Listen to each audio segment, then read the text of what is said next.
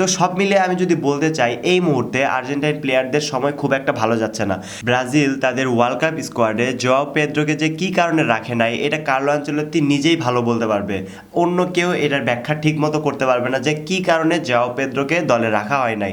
যখন স্কোয়াড ঘোষণা করে ওয়ার্ল্ড কাপের জন্য ব্রাজিল, সেই সময় আমি ভেবে নিয়েছিলাম যে কার্লো আনচেলত্তি একটা ভুল সিদ্ধান্ত নিয়েছে জোয়াও পেদ্রোকে দলে না রাখে। আর এটা জোয়াও পেদ্রো নিজেকে চিনিয়েছে কখন, যখন ক্লাব ওয়ার্ল্ড কাপ হয়, তারপরে ক্লাব ওয়ার্ল্ড কাপের পরে পুরো সিজনটা তো সে মোটামুটি ভালোই খেলেছে। তারপরে এই যে এই সিজনে ওয়ার্ল্ড কাপের পরে প্রি সিজনে সে হ্যাটট্রিক করেছে একবার, তারপরেও আরও বেশ কয়েকটা গোল করে গেছে।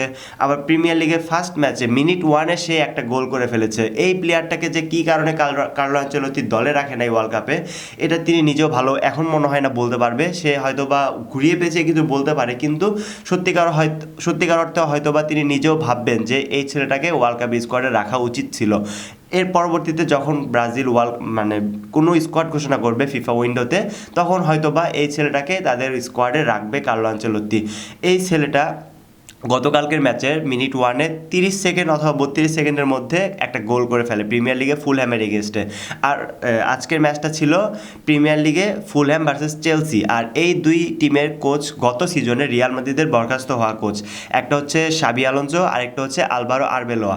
দুইজনই অর্ধেক সিজন করে খেলছে মানে রিয়াল মাদ্রিদের হয়ে। শাবি আলোনসো একটু বেশি খেলেছে, কেননা club world cup, pre season, তারপরে ওই উইন্টার পর্যন্ত, উইন্টারের পরে তারপরে মানে জানুয়ারি মাসে স্প্যানিশ সুপার কাপের যে হচ্ছে ফাইনালটা, সেটা মানে 3 ম্যাচের যে টুর্নামেন্ট সেটা হয়েছিল। তো সেই জায়গাতেও এই শাবি আলোনসো খেলেছে। তো টোটাল বলা যায় আলভারো আরবেলোয়ার থেকে শাবি আলোনসো একটু বেশি টাইম পেয়েছে, কিন্তু প্রায় হাফ সিজন দুইজন খেলেছে। আর এই দুই কোচ এখন মানে ফুলহ্যামের কোচ আলভারো আরবেলোয়া আর হচ্ছে যে চেলসির কোচ শাবি আলোনসো নতুন 8টা সাইনিং করিয়েছে এই সিজনে। মানে চেলসির সাথে চুক্তি হওয়ার পরে 8টা সাইনিং করার মধ্যে 2টা প্লেয়ারকে মানে ফার্স্ট ম্যাচে সে ডেবিউ করে দিয়েছে। আর ডেবিউ ম্যাচে তারা ভালোভাবে ইম্প্যাক্ট রেখেছে পুরো ম্যাচে। এই ম্যাচটাতে দ্বিতীয় গোল অর্থাৎ ফুলহ্যাম চেলসির সাথে 3-2 গোলে হেরেছে। আর 3-2 গোলে হারার মাধ্যমে মানে তাদের 2 নাম্বার গোল, যেটা ফুলহ্যামের যেটা 2 নাম্বার গোল, সেই গোলটা করেছে রিয়াল মাদ্রিদের প্লেয়ার গঞ্জালো গার্সিয়া। আর আজকের ম্যাচে আমরা আরেকটি জিনিস দেখতে পেয়েছি, এই ম্যাচটা হয়েছে মানে ফুলহ্যামের ঘরের মাঠে, কিন্তু তারপরেও মানে অ্যাওয়ে ম্যাচেও তো চেলসির কিছু দর্শক ছিল। এই ম্যাচে আমরা দেখতে পেয়েছি চেলসির দর্শকরা যখন ইনজো ফার্নান্দেস মাঠে নামে তখন তারা সবাই বু দিয়ে গেছে, আবার যখন তার পায়ে বল আসতেছে তখন আবার তাদের ফ্যানরা বু দিচ্ছে। এর কারণ মানে ইংল্যান্ডের বিপক্ষে ইংল্যান্ডের বিপক্ষে আর্জেন্টিনার হয়ে ইনজো ফার্নান্দেস গোল করেছিল ওয়ার্ল্ড কাপে, এবং সেই ম্যাচে লাস মালভিনেস সন আর্জেন্টিনা যেই দ্বীপের বিষয়টা, তো রাজনৈতিক একটা বিষয় এখানে আনা হয়েছে। তো সব মিলে আমি যদি বলতে চাই এই মুহূর্তে আর্জেন্টাইন প্লেয়ারদের সময় খুব একটা ভালো যাচ্ছে না।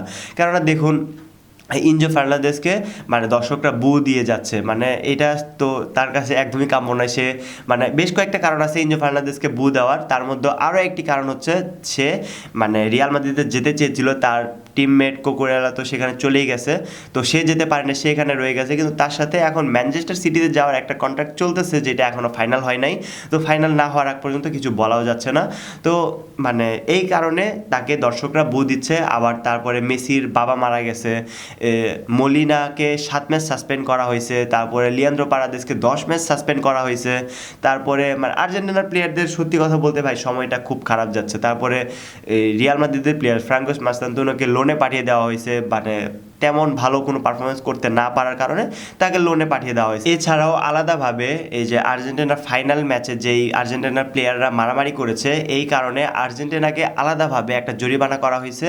তারপরে এই যে বললাম লিয়ান্দ্রো পারাদেস, তারপরে মলিনা, এদেরকেও জরিমানা করা হয়েছে $90,000 করে, মানে এক একজনের।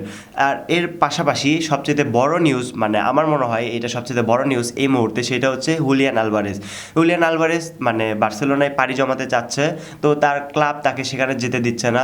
তো মানে সেই জুলিয়ান আলভারেজ যখন মাঠে নামতেছে তখন তার দর্শকরা তাকে বু দিয়ে যাচ্ছে। এটাও তার জন্য মানে মানসিক একটা যন্ত্রণা হয়ে গেছে। মানে বু দেওয়া, এটা মানে আরও কিছু প্লেয়ারদের জন্য বু দেওয়াটা একটা মানসিক যন্ত্রণার পর্যায়ে চলে গেছে। তো এই জিনিসগুলোতে এই মুহূর্তে আর্জেন্টিনার প্লেয়াররা একটু বেশি সাফার করতেছে।